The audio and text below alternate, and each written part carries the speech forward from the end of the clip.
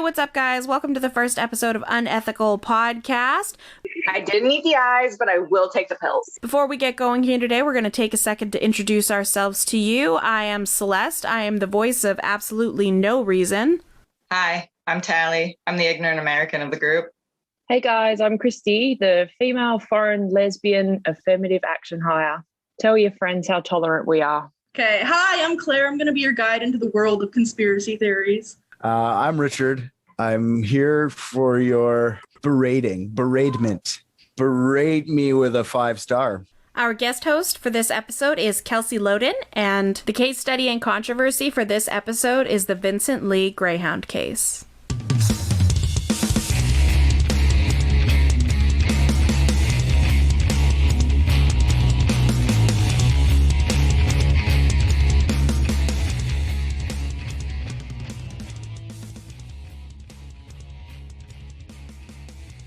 Things and you guys will be like, what the fuck is she talking about? Yeah. Sidewalk. That's the one that always do that, just be like the Australians. Sidewalk. Footpath. You're like, what? Yeah, the footpath. They're like, it's the footpath. You mean the footpath? The fucking footpath. Whatever. The fucking footpath. It's a footpath, you sidewalk. Why? But why do you have to do? call a footpath? Is like it seems very.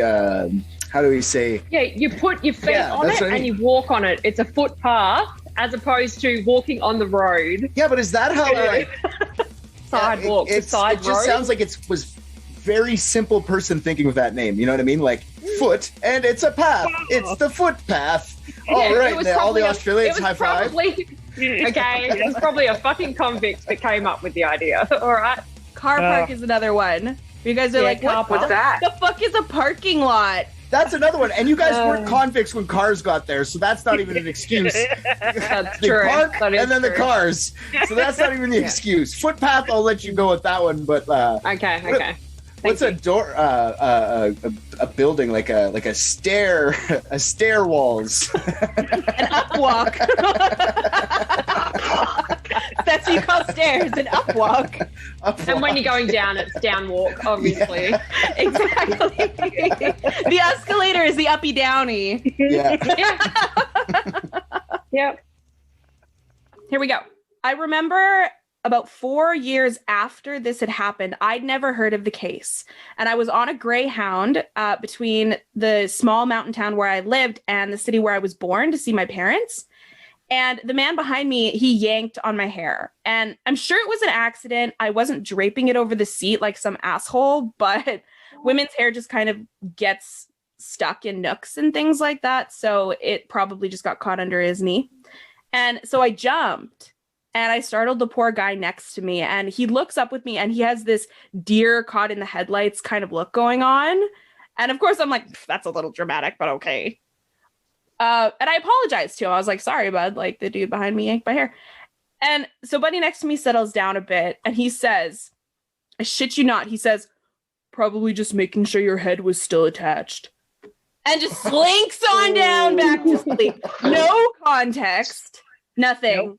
Nope. And you didn't know about the case. Nope. That's No great. context. So anyway, Wow. I think about him a lot. That's terrifying. For sure. Yeah. You don't even have to have Vince Li attached to that. And that's a terrifying statement from a random person on a Greyhound. Like, just checking if it's attached. You're like, okay, I'm going to the next seat over.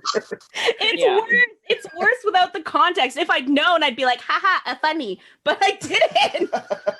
Who's making serial kill or who's making like murder jokes to the person on the Greyhound bus a couple years later? That's still not that funny. It's terrifying still. Like, That's scary. If I'd known, it would have been funny. Whatever. Maybe that's just me. I know you probably think it's funny, but that guy doesn't know you're dark as fuck. You know what I mean? Like, he just said it to a random girl on a bus. That's terrifying. What if it's like some old lady next to him? And she's imagine- like, what? Or the old lady's just like, haha, good one. Good one. Want to see my fold fungus? Like,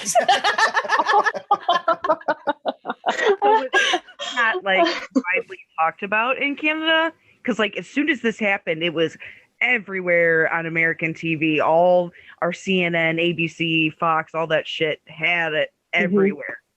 Like you couldn't get away from it. And I live in a city where people use public transit. So like they used it as a cautionary tale that it's going to happen on every city bus you get on. Like, oh my God. It's just not broadcast as well. Like, do they not talk about murder or that kind of heinous murder in Canada? Oh, they definitely did. I'm surprised Celeste missed it, especially since she's so close to it. I heard about it all sorts of ways. Like the day of, I remember being like, this is the craziest thing, and like paying attention to it as it was unfolding, right? So this was popular. Like, I shouldn't say popular. It's a fucking guy lobbing a head off. But it was definitely. To summarize, end of episode. Now you have all the details. Thanks, everybody. Did I just ruin Definitely everything? newsworthy. Did I just ruin everything? No. Yeah. Yeah. 100% Yes, back in go the to your corner. Jinx.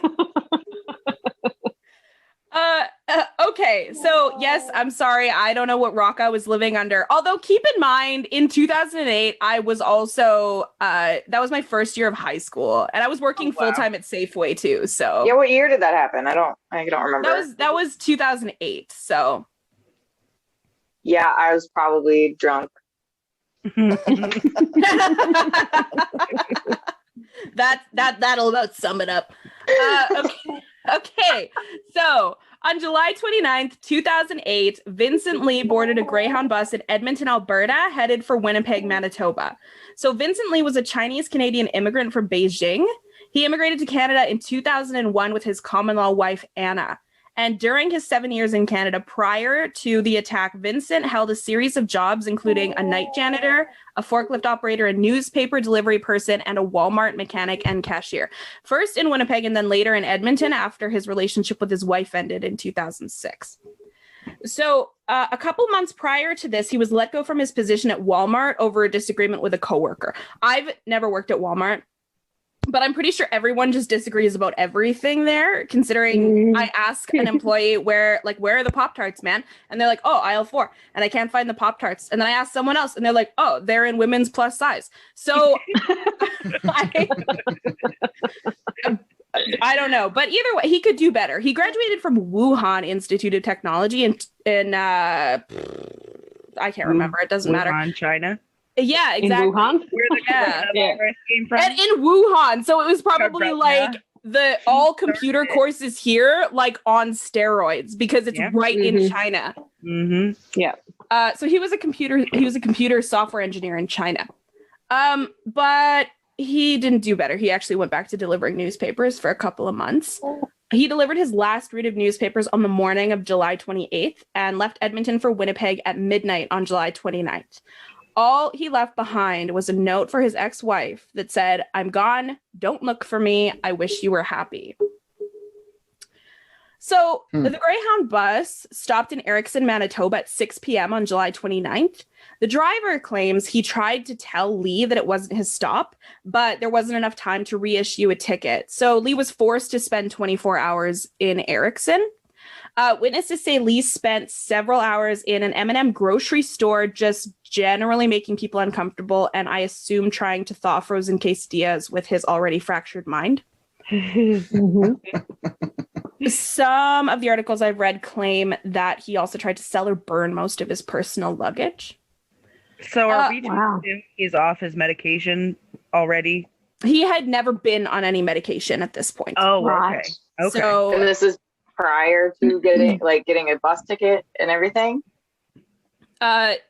Because he stopped here in Erickson, essentially the bus driver issued him a new ticket, but in order to reissue a ticket, it's a longer process. So he had a ticket for the next bus out, which was 1 day later, because Erickson in Manitoba is a very, very, very small town. The population in 2011 was 487 people. Oh, wow. So it only stopped once in that area there.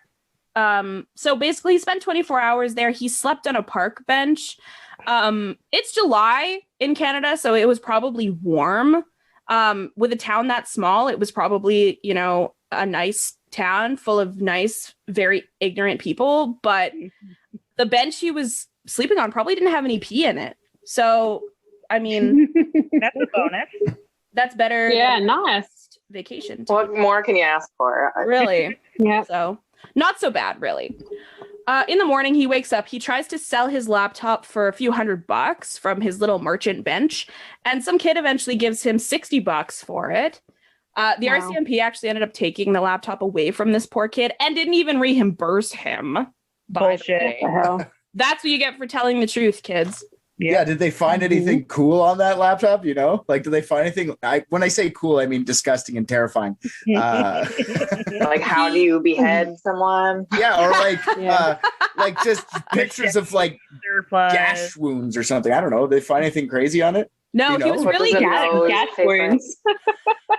he was really obsessed Gash with recording wounds. his thoughts. That was his biggest thing. It was just like extensive journaling kind of thing. Was Okay. on that computer when he sold it. Yeah.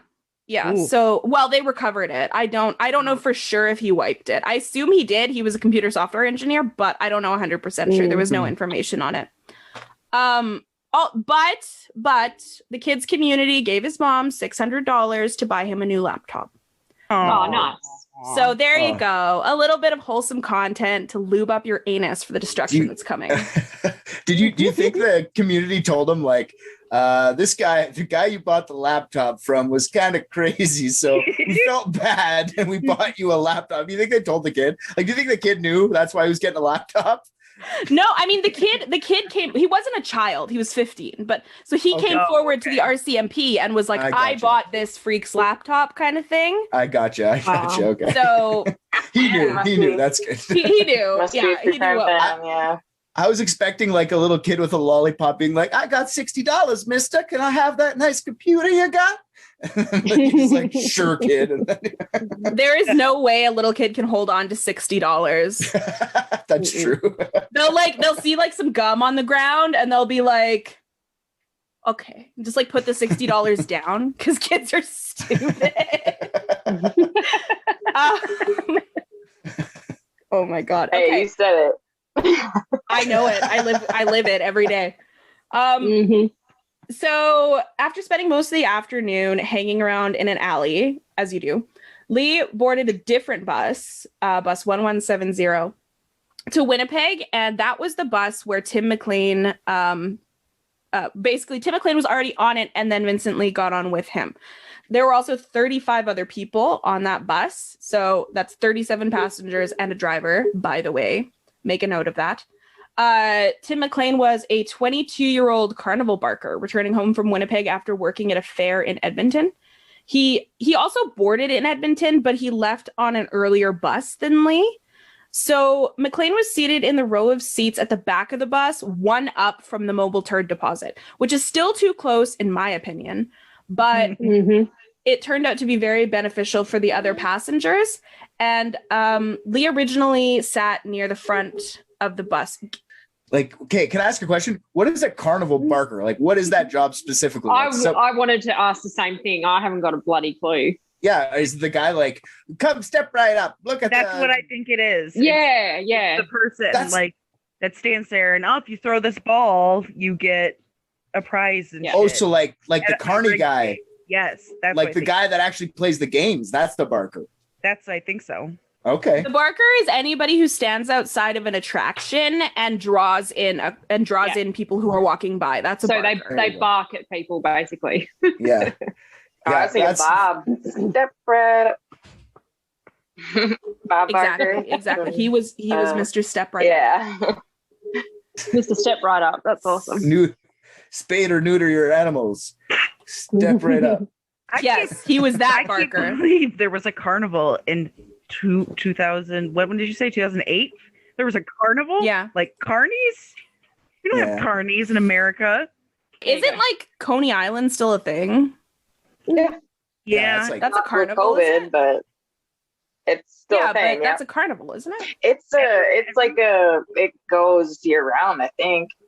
It's closed during the winter. I went there. Oh, duh. That's what I meant. I went there in March, and it's all like Russian people. And so Coney Island's been taken over by the Russians. Yeah, it's all a huge Russian neighborhood over there. It's interesting. Russian carnies sound terrifying. They sound like the worst ones, I think. Yeah. It was interesting. It was very interesting.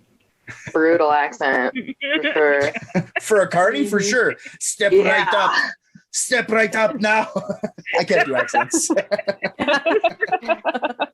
Knock down vodka. And you die.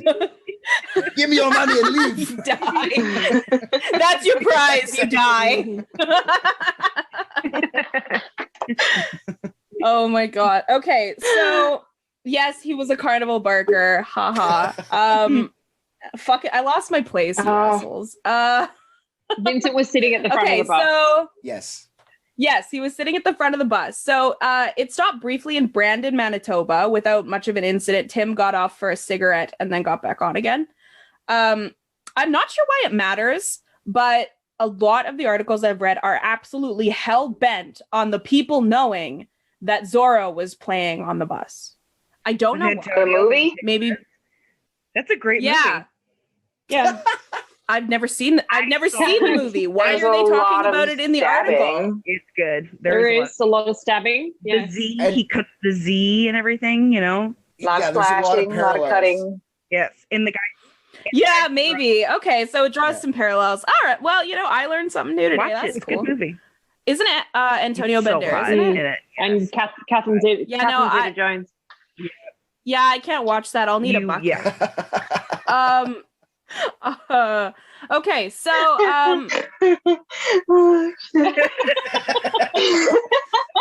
Tally just got the bucket thing.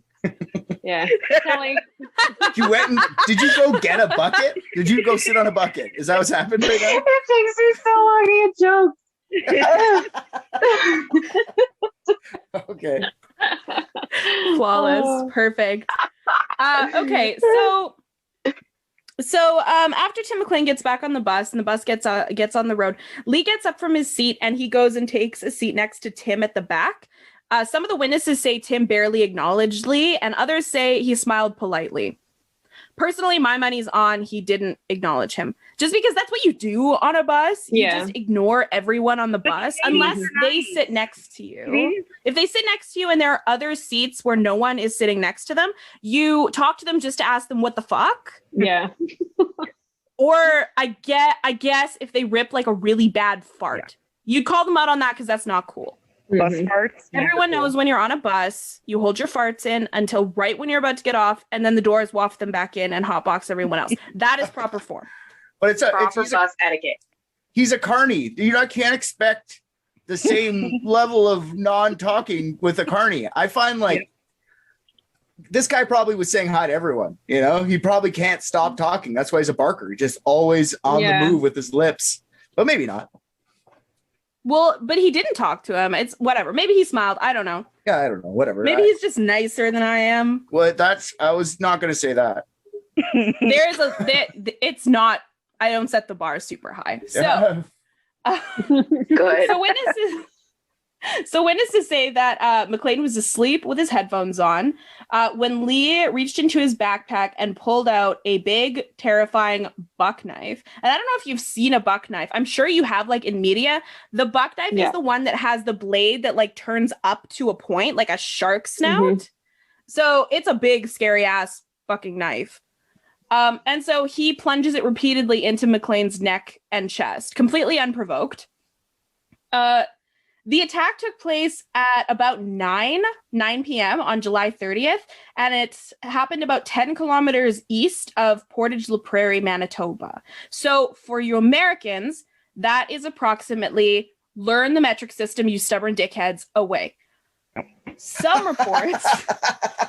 I've already got it. Fuck you, America. Some reports say Tim died instantly and didn't suffer. His autopsy, however, proved that was a lie. He had multiple defensive wounds, and many of the other passengers actually said that he screamed and gurgled. So I'm sure that's a lovely thing to live with for the rest of your life. Mm-hmm. Yeah, fuck that. Either way, his cause of death was massive blood loss. How many people were on the bus when the attack happened? Hey, man, I told you to take notes. 37. 37. I thought people had gotten off. Plus the driver. Plus the bus driver. You had one job, Kelsey. One job. I got notes. It says no. It says no panties. and no dongles and swan thong. And then Vincent Li. Testicles. I got it. That's a Were you great like list. that person in high school Probably burn where you're it. like learning about Einstein and instead of writing like E equals MC squared, you wrote like didn't know how to ride a bike? Like, Yes, you're exactly right. That's the historian in me is like, I want the obscure shit. Yeah. Yeah, For sure. love it. Minor okay. details. Minor details, trivial stuff. Okay, so after McLean either fell or was forced down to the floor, Li continued to stab the body, which gave the driver time to pull off the road and evacuate all the other passengers. So no one else was hurt. Physically, no one else was hurt. The driver did confront Li and tell him to knock it off. So presumably that is... Stop stabbing him. Just stop stabbing him. Yeah. Okay. Knock it off, Presumably- man. Exactly. Ew. Presumably because any violence is strictly against Greyhound Passenger Code of Conduct. And no one was going to violate that on the watch of Bruce Martin. You go, Li- Bruce. Li, unfortunately, was not concerned with his behavior. And once he had sufficiently stabbed him, he decided that it was time to leave the bus and get on with his life. So once again, our hero of the story, Bruce Martin, he sprung into action. He closed the door on Li's arm, leaving the bloody knife hanging out of the bus for all of the witnesses to enjoy. But he pulled it back in. That's So fucking I don't know why terrifying. nobody thought to like maybe knock it out of his hand or something, but nobody did, and he took it back in. I find out later it actually wouldn't have mattered even if they did. But in case you don't already think that Greyhound drivers have balls of steel, there was a second Greyhound behind this Greyhound where Vincent Li is on that pulled off when Bruce Martin did. And the driver of that bus observed Li at the back. And so he got on the bus with Li and once again told him, knock that shit off.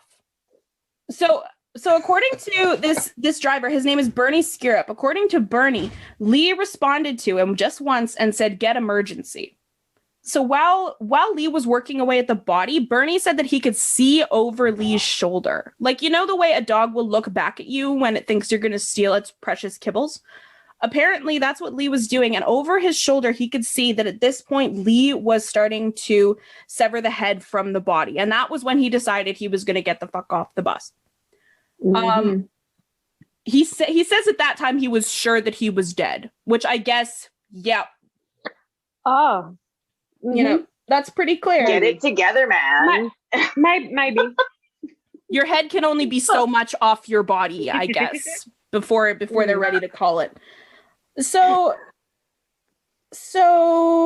Li attempted to follow Bernie after he got off the bus, and he was once again barricaded from getting off, this time by the two drivers and a truck driver who had stopped and provided a hammer and a crowbar as weapons. And so some of the articles say that at this point, Li tried to drive the bus away. What Li says and what the drivers say is that he actually was just fiddling with buttons to try to get the door to open.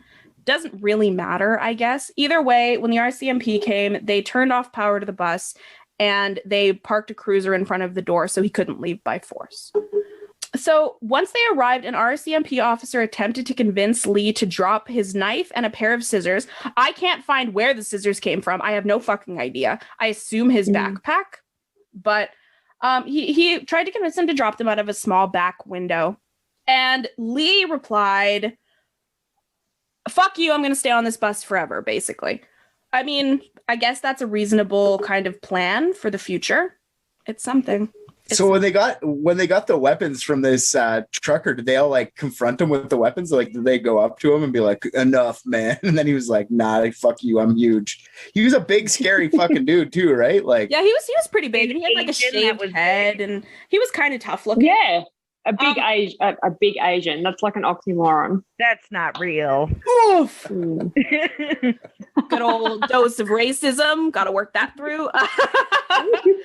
So, yeah, he was a decently big guy, and there was one witness who told reporters or journalists that yes, a couple of guys did like try to sort of go after him and like basically pin him down. But it was only one fucking guy who said this. I know a lot of other podcasts and things say that this definitely happened. One guy said this, and he was probably the guy who was crouched down going la la la la la la la. So yeah, for sure. Don't believe it. Or he could be the one that vomited. I know one of them puked. I bet. That guy be I puking. don't blame him. Yeah. Takes more than that to make me puke. Okay. 18 Jaeger bombs, by the way. That's Oh God. 18 Jaeger bombs Nice. greater than stabbing death. in front of exactly you. 18 Jaeger bombs greater. I I kind feel of like bad for always feel parents sick. who have puker children. Ugh. And it's just like, my kid puked in Walmart today. My kid puked at the table at fucking what? I don't even know what other people have in other countries. What, like Denny's? Came up. No, They like call like it, they call it restaurants. food restaurant. They call it food house. Food house. Foodery. It's just a foodery. Eat structure. Foodery. Eat structure. We have Hungry Jacks. We So, don't yeah, have so something Burger like King. something like that. So like, or like a sit down restaurant, and they're like, "Yeah, my kid puked at dinner today. Oh, my kid puked in an elevator today. Oh, my kid puked on my face today." Like, and you're like, "Man, that sucks." Having pukey kids blows. No, I would I was a just let, pukey they kid. just live in the yard at that point. I wouldn't even clean it up anymore. So, for the sake of decorum, I will not glorify what happened next. It sounds like people are generally familiar with it. Vince Li, over the next 4 hours, decapitated the body of Tim McLean. He removed his eyes, his ears, his nose, and his tongue, and he put the ears, nose, and tongue in his pocket. He also removed various body parts and internal organs from McLean, and they were all accounted for strewn around the bus, except for his eyes and his heart. Witnesses say they observed Lee eating pieces of McLean and licking blood from his fingers, so it is assumed that the unaccounted for parts were eaten. And Where else would they be? He had like, where else would they be? You'd find them. Like, it's not like they're in the middle of fucking nowhere. He ate them for sure. That's fucking nasty. Maybe they're in the glove box. What if he shoved, what if he shoved them up his ass? But I feel And like you would have if he found ate that them- later when they're looking up his ass. That's what I I don't know why feel you like, would assume they'd look up his ass right away. I feel like that's priority numero. I'm gonna say numero 2, but that's a poop joke, and we're above that here. So, They don't do the whole bend over, turn your head and cough in Canada. they do when you go into prison. They can't Oh, legally got do it you, when you got go you. into jail. They can't. Not until you're in prison. Huh, I didn't know that. I thought for Did they sure. did they check the Yeah, receptacle of the turd collector? I don't know if they monitored his bowel movements. Surprisingly, there was very little. No, I mean the coverage. chemical toilet. The chemical toilet. Did they check that? I he hadn't assume fluffed so. It them has to down be the toilet? emptied at some point. So I would assume Yeah. he ate it. He ate it. Okay. He absolutely did. 100%. For the sake of argument, I can't say he did eat it because I don't have proof. That's true. But can you imagine biting into an eyeball? It's probably like a grape. Oh, Anyways, Yeah. have you sorry. ever Like eaten pop- one of those? What are they? The like the berry things. They've got those hard spiky shells, Oh, and then you pop it open, and it's like this white ball. yeah, what Dragon is that fruit. called? No, Dragon it's not fruit. dragon fruit. It's kind of like It's not? no, it's something else. I can't remember, but it's sort of like that, like a cocktail onion, but a Ugh, little bigger. ugh, Kind of like that. That's what I imagine anyway. oh Oof. God. that's rough. Not for him. I don't know. I used to play with fish eyeballs, like when we would catch them, I'd kill them and pop the eyes out, and like they were like squishy, and then you pop them, and they turn into like yeah. a really hard little, like a little pebble, clear. I was Nice. happier when I didn't know that. Yeah, me too. You're welcome. You're welcome. That's So what I'm here for. Lee was apprehended finally at 1:38 a.m. after trying to escape by breaking a window. So the entire ordeal was witnessed by, as I said, Kelsey, because you didn't write it down, 35 other passengers, 2 drivers, 1 passerby, and I don't know, several RCMPs in a pear tree, I guess. So the reactions were mixed. Some vomited, some cried, some, turned away in disgust, like a bunch of bitches. I wouldn't be able to take my eyes off it. I can say that, and I'm not sorry. I would be like right up at the window being like, oh my God, you guys. So they were stuck there watching it the whole time, yeah? Yes. Oh, wow. Awesome. So, 4 Right, because that was their transportation. 4 hours. So where are they going to go?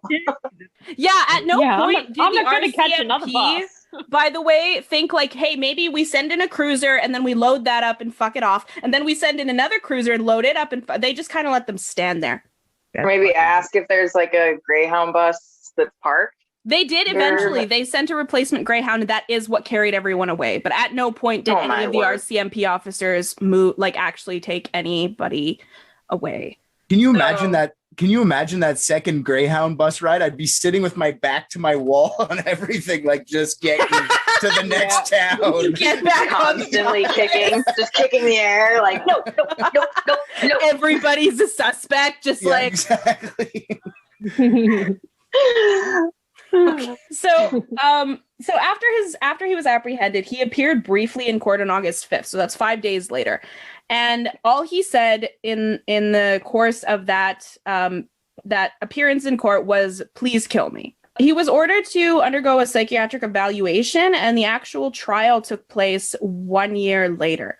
He was found not criminally responsible. So that just means that he accepts the charges, but the awareness and criminal intent couldn't be justified due to his mental state. So Li's psychiatrist claimed that Li was suffering from a schizophrenic break where he heard God's voice in his head, and God told him that McLean was a force of evil, a quote, force of evil, and must be executed. But in an interview with the CEO of the Schizophrenia Society, his name is Chris Somerville, Li said that he believed himself to be like the second coming of Christ, saving humanity from an alien attack. Do you guys think that like him buying a knife, that was his goal, like just to be violent with that knife? That's what makes it, for, at least here in the States, that's what makes it the first degree murder, not second degree, not manslaughter. And yeah, again, for sure. And even if they would have found him incompetent or they tried to do the insanity defense, they would have waited and then kept retesting him while he was in a facility taking medications till they got him to a point that they wanted or that they thought where he could stand trial, and then he would have faced his crimes. But they wouldn't have just, well, we'll give you medication for 5 years and then send you on your way. He said that he bought it to protect himself. So, I mean, inherently, I think, yes, how are you going to stop an alien invasion without violence? But I don't know, because I feel like that sounds scripted to me, because what is your plan for stopping an alien invasion with a knife? Those people who genuinely believe those things when they're having schizophrenic breaks or schizophrenic episodes, they don't go, I'm going to seek this out. They go full bunker. You'll never take me alive. You'll never take me. That was a weird sound. Wait, I wasn't supposed to make that sound for that, was I? So I'll give you a quick summary of the interviews here. In Li's words, Li considers himself a follower of Jesus Christ. I couldn't find how long he's been religious. He said he first experienced symptoms of schizophrenia 4 years before the attack.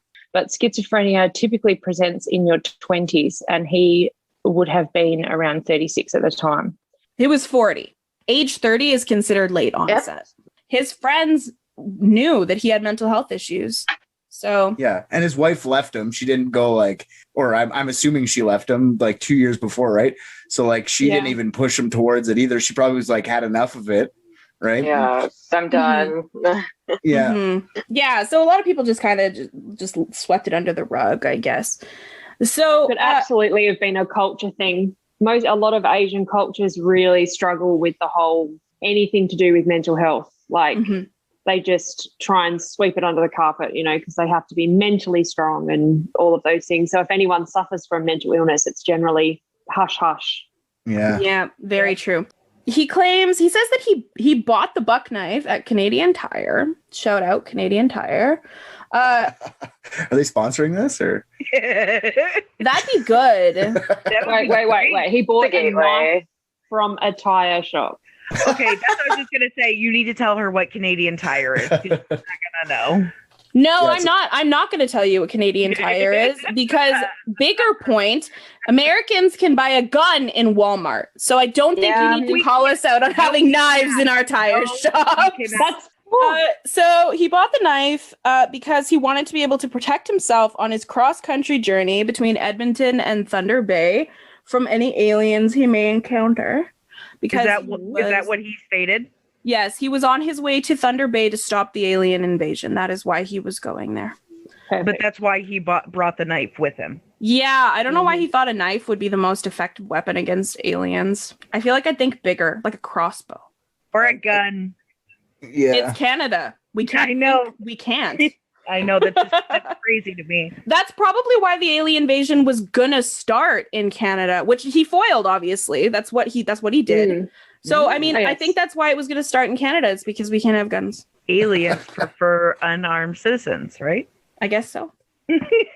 We actually, fun fact for you guys, the only dedicated UFO landing site in the world is in St. Paul, Alberta. I have been there. I've stood on it. All of their tourism is welcoming aliens. And he goes on the Greyhound bus. He could have waited at the fucking landing pad. What is he doing? I have no idea. He didn't have a crossbow. He didn't go to the landing pad. He's buying knives from a tire shop. So he believed firmly that if he didn't kill Tim, Tim would kill him, everyone else on the bus, and then naturally the entire human race. So he apologized to Tim's family for what he did in his own words in these interviews. And he followed it up by saying, and I really think this is noble of him. He followed up by saying that he doesn't think he'll do it again. Oh, that's reassuring. He also shared that he does experience some unpleasant side effects from the Olanzapine that he takes, saying he sleeps too much and he gains weight. Withdrawal symptoms of Olanzapine are insomnia, suicidal ideation, excessive sweating. Which again is really encouraging for him staying on it. He believes that he will never be happy after what he did, and he feels a great deal of remorse, but he still wants to be released from the hospital regardless. And he denies ever eating any of Tim McLean, which at this point, why bother? Yeah, well, that makes it better, you know? No, it doesn't. That's a weird hill to die on because eating him is your selling point for me believing that you're crazy. If you hadn't eaten him, absolutely. I'd be on the fence. Yep. I feel like it's a good talking point. Some people may think that. Yeah, for sure. I feel like if you cut someone's head off, though, like you can go with insane. Like there's people killing people left, right, and center, but there's not too many beheadings. You know what I mean? Even without eating, he still has a crazy case. But at the same time, like, where's the eyes, dude? Where did you put the eyes, man? Tell me where the eyes are, and then we'll talk about how you didn't eat them. Where are the eyes? They're in a locked deposit box. I don't know. I think that he should have done more. Now, what would have really sold he's crazy to me would be, picture this, okay? He cuts out his eyes, and then he cuts out his own balls and puts Tim's eyeballs in his scrot sack and his balls in Tim's eye holes. Now that would sell it for me. Okay. Wow. That's very descriptive. That is a visual I'm sure will appear in my dreams. I love it. Not Tim's though, because he can't see out of those. Not offending me. Yeah. And I'm the queen. So I don't know it's just us at the moment, so it's okay. Richard offend. I know it's a word. I just don't understand it. Off-ending. Yes, taking stuff off the end of something. Oh, that's what Australians call. That's what they call stepping off the end of a dock. Off-ending. A diving board. It's not diving there. It's off-ending. Yeah, that's what we call the team that goes to the Olympics. Our off-ending team. Yeah. So the man who interviewed him, the CEO of the Schizophrenia Society, Chris Somerville, he ended his statement by saying, in a very hopeful, very optimistic way, that up to 25% of people who have a psychotic break will never experience another psychotic episode.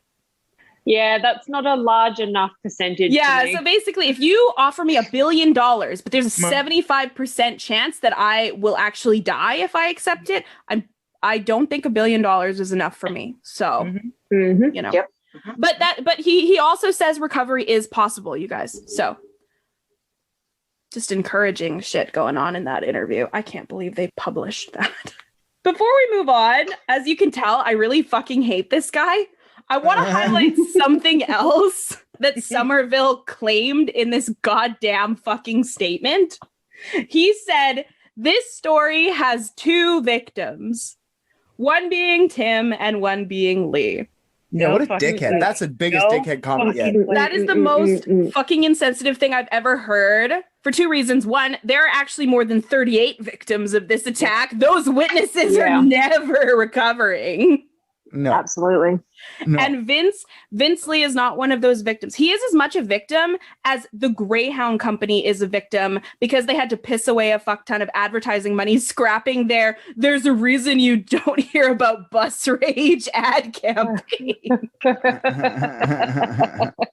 And like, didn't one of the RCMP officers kill himself after that from PTSD? Like, didn't one of the... Sure did. Yeah. Oh, So like, I didn't know there's that. a victim in that just there too. Like, I can't imagine having that in your mind. Like, I know Celeste would be up in the window going like, woohoo, some more, please. But I mean, there's definitely lasting effects to like watching your mom fall down the stairs. You could probably be fucked up. I can't imagine being stabbed or watching someone eat someone's eyes, pop them in like ribs. I can't believe it. It's really weird. It's really weird that you went to your mom falling down the stairs. I pushed her. Anyways, that's very Freudian. I can never forget. She can. She has brain damage, but I can't. Yeah, she's not doing so well. Does she by any chance like only live in the basement? You guys own a hotel? Or a motel? Yes. Yes. How'd you know? My mom will be making an appearance by the end of this episode. My hat goes back. Oh, geez. I hope she's not only ahead. Ricky, what are you doing? Okay, I also want to just add there, disclaimer, asterisk. Yes, Li is a victim of circumstance. He is a victim of having a broken brain. Realistically, this is a worst case scenario. Only about 12 to 13% of individuals with schizophrenia will ever become violent. Anyway, for 3 years, Li was kept under constant supervision within the walls of the Selkirk Mental Health Center in Manitoba. So he was allowed to take supervised visits into the local town after 3 years. After 2 years after that, he was allowed to take supervised field trips for 30 minutes, or pardon me, for the entire day.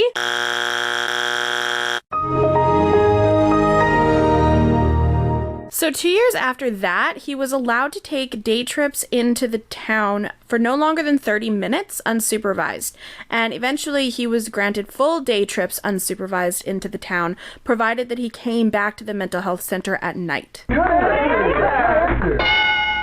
So it's a lot like actually our remand system here, where like you spend like the weekdays in prison, but you aren't there on the weekends, or you're allowed out all day, but then you have to go back to prison at night. It's sort of that kind of a situation. That's some Jeffrey Epstein shit. You know what I mean? Like, here's half the day off from your jail sentence. That's fucked up. Nepotism. So in 2016, Li legally changed his name to Will Baker and applied to leave the facility. In 2017, he was granted his freedom. He was released to a halfway house in Winnipeg with no conditions and no supervision. The only thing even close to a is that he verbally agreed he would continue to take his medication. He pinky promised, right? Exactly. Yeah, there's a That's how pinky they do promise. it. Okay. Promise. So the last time his whereabouts were known that I can find was 2017, and that was the halfway house. Nobody knows where he is now. 2017, when he was released, that was 9 years after the murder of Tim McLean. Unsurprisingly, Tim's mother, Carol Dedeli, is not convinced that he's not a danger to society. And she said in a statement, in what I think is the most apt thing I've ever heard, he sacrificed his right to have a choice about taking medication for the rest of his life. So my friend, her name is Sochi, told me that in a terrible example of schizophrenia, that it's actually kind of like herpes.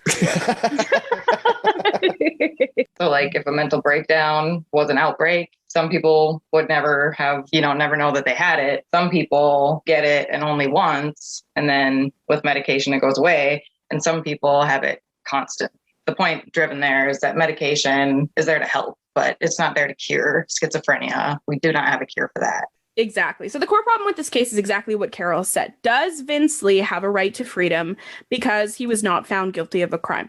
He has served 9 years in an institution. The success he has had while he is medicated is undisputable. And it can be argued that it is not fair to have a man who is functionally well while he's medicated live the rest of his years in an institution. And we also don't know, beyond what he said in interviews, what his day-to-day functionality actually looked like, which his doctors did know, and they recommended his release. Okay. But he's only had to verbally promise that he's going to take it. There is no written There's no one documentation that he has to take it, or he goes back to jail. Yeah. That's just there's no one supervising the medication.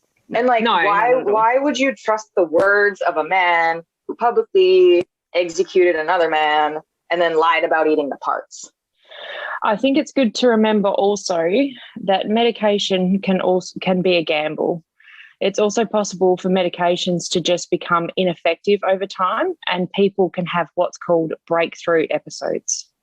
Okay. I'm not a psychologist, okay? Let's start that off. But I mean, there's got to be people that can be cured from psychological issues. And maybe he is. Perfect. Fucking be cured, man. That's good for you. But you still fucking lob someone's head off. You should be sitting behind. I don't care how cured you are. That's the thing. I'm willing as a Canadian man to be okay with the taxes that it costs to keep him in jail. You want to start some sort of business behind bars or help the other inmates? Go on. You could be a good, helpful person behind closed door. Why the fuck do they let this guy leave? It makes zero sense to me. Can I just ask you to clarify? You said behind. Do you believe that he should actually be in prison then? I don't mean behind bar. I mean like behind, watched by someone. Watched, behind padded some walls. Sort of something where you do not get to just walk around. It makes zero sense that this asshole gets to walk around now. Like people have done far less and been in jail for far longer. Like there's some guys who are slinging crack to make money for their kids that have been in jail for their whole life. I think in Canada, you guys have like mental health outsources, correct? As a Canadian, doesn't that scare the shit out of you? Oh, it terrifies the fuck out of me. Somewhere, and nobody knows. In America, we would tag this guy, like we would know, and he would have been deported. And you're armed. Someone would have shot him. I would have shot him, and then I would have sent him back to China, like in the same step. I'm just saying, it wouldn't have happened here. Just shoot him and stick him in like a postage-ready box, already with the address. I knew I would catch the bastard. I don't see that happening here. Because he wouldn't have gotten away with it being. He would have been shot in the head for sure. He would have been attacked, like the first stab. Yeah, someone like all of your bus drivers are packing. I know, I guarantee it. They're all packing. They probably have to. About 30 to 40% of people that conceal carry on a daily basis. When you're out in public, you don't know who it is that's having those guns. Someone probably would have been armed. It would have been stopped. But I also think that people were in such shock that this was actually happening that they couldn't react, which is what it sounds like. Because with almost 40 people on that bus, they should have been able to take out one guy. One of the things that I don't know, however, on that point, one of the things that I don't know is exactly the demographic of people on the bus. Because I think the worst thing in that situation is if there were passengers who were vulnerable, either elderly or very young, there were some people who were men who probably, if they band together, easily could have taken care of the situation. But I think there would be an inherent fear of escalation. And then as soon as they were off the bus, Li had the upper hand. They couldn't get on without him being able to strike first. He had literally the higher ground. But the fact that he's buying the gun beforehand because he needs to go kill the aliens, well, that's your mea culpa. That's your being and making a choice to arm yourself because you know you're going to kill someone. That's it. That's premeditated murder. So Kelsey, again, can you clarify? Do you think he should be in prison or in an institution? Oh, I believe he should be in prison. Okay. Yeah. I understand that he is sick. However, kind of what you guys were alluding to was that there were the resources that if he needed help 4 years earlier with his mental health, he could have gotten it and not had to pay for it. You know, I understand if cash is an issue, it's different in Canada. You guys have socialized healthcare. You know, he might not have gotten that help here in the States. But if he knew he was having mental breaks for 4 years and then decided to arm himself to go fight what he thought were aliens, that's just a history of becoming a murderer. Like, I absolutely believe he murdered someone that, by all accounts, from what everyone said, did nothing to offend Vince in any way, and he murdered someone. A 22-year-old. That's a baby. That guy was just starting his life, and he'll never have the chance. And now, whatever, Will Baker is roaming around somewhere, and you guys have no idea where he is. I think like we'd be hard to find anyone that doesn't think that's insane, except for like the 5 doctors that used him as a fucking way to get their doctorate. You know what I mean? Like, I don't think there's too many fucking. Maybe he was just interesting enough for them to go like, let him loose. Maybe we can get another doctorate. You know what I mean? Maybe something else fucked up will happen. Who knows? There's some fucked up people out there doing some fucked up shit, and it's not just Will Baker. So we should say this name as much as possible, especially fucking Celesticals and I. We live in Canada. We should be telling everyone fucking Will Baker's a person. You know what I mean? Like, then if I hire people. Where I work, I hire people. If I see the name Will Baker, you will never get an interview. Not once. I don't care if you say I'm a giant fucking man who knows how to swing a hammer. I work at a mine. I don't care. I don't even think that it's going to be his choice eventually. I think that even if he does manage to continue to take his medication despite any side effects, Vince Li is not a young man anymore. He is staring down the age where he's going to be looking at dementia. And so all it takes is forgetting one day, forgetting another day. Now, all of a sudden, he's got dementia. He's also hearing voices. And being old doesn't necessarily mean you can't still fucking kill someone. He said, I don't think I'll do it ever again. Why are we taking the words of a man who lied about eating the parts? I'm gonna make a prediction now, though. We're all gonna eat our words when he never does anything again. We're all gonna feel terrible. I'm just kidding. Are we? I don't know if I agree. I'm not mad at him because I understand it is a mental illness. And, you know, that schizophrenia has very, very terrifying presentations for people where it is literally nothing seems real kind of thing. And like the only really experience I have with that is just, you know, if you've ever had a panic attack, when you're in the middle of a panic attack, you feel that disconnect from reality, but it's sort of like that all the time with them. So I'm not mad at him. I don't think that he is a bad person himself. Exactly. I think that he didn't show nearly enough accountability, which kind of pisses me off, considering this is while he's on the medication and he is a well man. So I think maybe in the first place, he was just kind of born an asshole. But for this specific thing, I don't think this is something he actually chose to do. I'm furious with the doctors the doctors and the judge who approved him being released. He absolutely should spend the rest of his life behind walls with constant supervision to make sure he takes his medication. He does, you know, I don't think he lost his right to have a life. I just think that he lost his right to have a life outside of an institution. An institution's not that bad. They give you 3 squares a day. Like they'll come change your bedpans if you don't feel like getting up to shit. Yeah. Like they can study, they can get degrees, they can do all of those things. I absolutely agree. I think and he can get better that way. Yes. Yeah. He's not going to get better out here on the streets being some other guy. What is like the most harmful thing that you can give to somebody who experiences such a severe disconnect from reality? A new identity. Exactly. So now he's got 2 identities that he's got to deal with in his already not capable mind. I'm sorry, but fuck that guy. I don't even care. Sorry, you have mental issues. You knew about them. You didn't solve them. Fuck you. I hope you get taunted your whole life. You could have done something about it, man. It didn't have to get to that. Oh, poor guy. He has his brain's broken. We should feel bad. I don't feel bad. I don't feel bad that you should have a shitty life. You did it to yourself. None of us. I think he gave up every right from the moment he plunged that knife into hit that guy's chest. He gave up every right he had for anyone to feel sorry for him. That's our first. This is our first T-shirt, guys. I'm sorry, but fuck that guy. Richard. Yeah. That's our first T-shirt right there. Logo on the front. I'm sorry, but fuck that guy, Richard.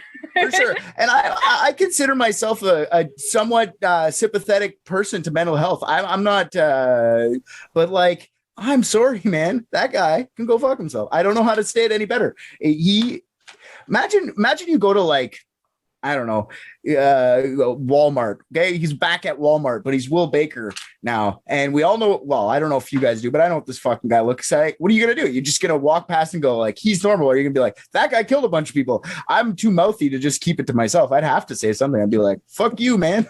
Like, I hate you. Do you think maybe, especially with the Canadian justice system, that it might have been different had he attacked more than one person on that bus that night? No. Oh, really? Okay. No. It actually, it probably would have made his case even more that he was even crazier. I would say. Yeah, I don't know. That's kind of what I was thinking too. Yeah. I don't even think like just based. No, I don't even think it's a numbers game. Literally, with mental illness, it doesn't matter. Once a psychiatrist that the court uses, it's a court-appointed psychiatrist. Once they've said, yes, I clear him as crazy, that's basically the end of it in the Canadian justice system. There's no chance to appeal the decision. There's really nothing. And that is really part of the Canadian system. We have so many different things in place to target certain vulnerable populations, like our Youth Justice Act, for example, which I'm going to bring up in another episode and really illustrate, like hone in on that point for you guys. I don't think it would have mattered with mental illness in the Canadian justice system. It's a cap. You will never end up bad enough to go to prison.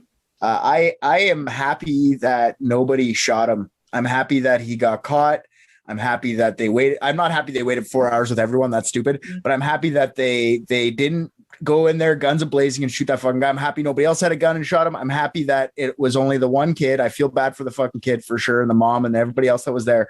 It's not as helpful. Like, we could have made this a situation where it was helpful to everyone. Now it's just helpful to him. And if they had shot him, I think he clearly demonstrated at his arraignment 5 days later. What did he say? Just kill me, yeah. Please kill me. That is exactly what he wanted. That would have been for him the ideal outcome. And I'm glad they never did. I'm glad that he survived that. I'm just not glad he's out. That's all. Yeah, that reminds me of Israel Keys, because when he got picked up by the FBI, I'm pretty sure he asked them for an execution date. Yeah. If that would have happened in the States, he would have life without the possibility of parole or death row, depending on what state, But either way, he's not being helped right now. Not at all. No. And no one else is being helped. Imagine you were on that bus and you saw that guy, like you were one of the people, the 38 on the bus, and then you see him now out in public, like, God. I would never be able to look at a bald guy, or an Asian guy. I'm white. I'm white as they come. Like my background, I used to work in group homes for mentally and or physically handicapped adults, and most of the time they act like children. One that I'm talking about specifically had Down syndrome. It's just the way his brain functions. It never got older than this certain point. I think it was 12 is his cognitive level, 12-year-old. So, he was into girls and stuff like that too. So he was sort of like sexually normal, behaviorally delayed kind of thing? Yeah. That's another aspect I hadn't really considered that would come up in an institution is by him being an institution, he's like functionally kind of castrated for the rest of his life, which, everybody thinks is like a basic human right, the right to have sex. Yeah. So I wonder if that's, I one for of the sure thought of things. that. I was like, doesn't get to fuck though. That's the only thing that sucks about the institution. You get 3 square a day, you get roof over your head, but there's no pussy. Like you're not getting that. And that's an urge. I know it's a bunch of women in here, but dudes got that urge. There was probably a point between from like 14 to like 28. That's all I thought about. So I have kids. I know the repercussion of fucking now. So Oh, Celeste, what I was asking you was, after all this, did his ex-wife come out at all to speak on this? So there was probably a gag order on it. That's probably why nobody ever came out of the woodwork. His wife, by the way, never did pop up again. In fact, I can't even find her last name. So. Oh, wow. Did he mean immigrants? Like not alien? Like did he mean like illegal aliens? Illegal aliens. Was he going to take on another and what's with all these foreigners taking our murders? Like go back to your own country and kill people on Greyhounds. Go kill your own people. Why are they all in Thunder Bay? No, I think you're onto something there. So I said, go back to China and kill fucking Chinese people. Don't take our murders. We could have been murdering people on now. What am I supposed to do? We have one less victim in the pool. Fuck you, man. What am I? Do you know how hard it is to find a carnival barker? Asshole. That's all I need for serial killer bingo, you fucker.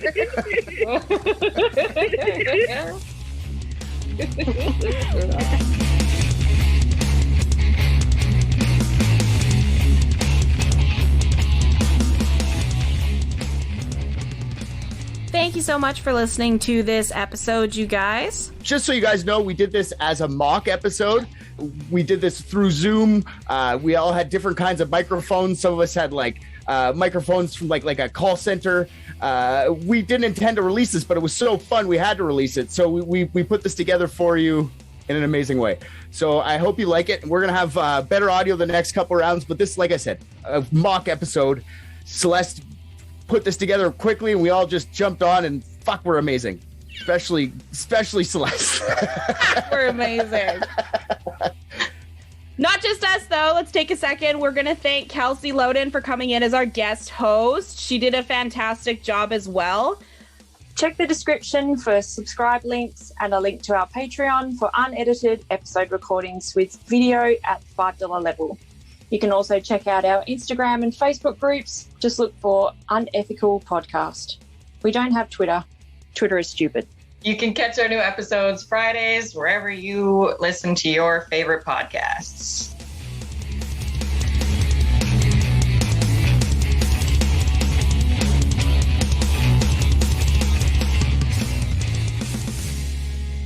Now I can't even be in the corner properly. I'm no good.